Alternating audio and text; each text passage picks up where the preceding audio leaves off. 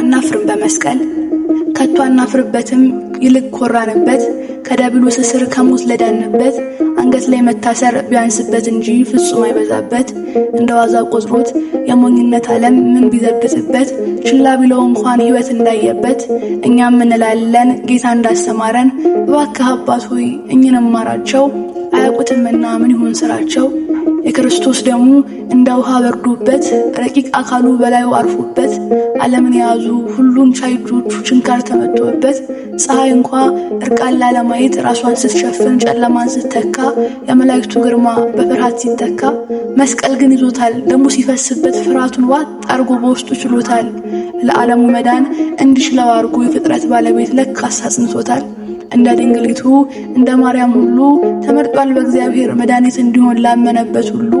ታዲያ አንተ መስቀል ሆይ እንደምን አንኮራ እንመካ ባንተ፣ ጌታን ተሸክመ ጸንተ በመያዝ የዲያብሎስ ክሱ ከሳት ተከተተ።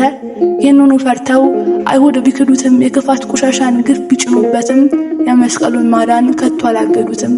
ይልቅ ተገለጠ የክርስቶስ ኃይሉ፣ ጌታኛን ለማዳን የተሰቀለበት ከሌሎች መስቀሎች ቢለይ ከሁሉ።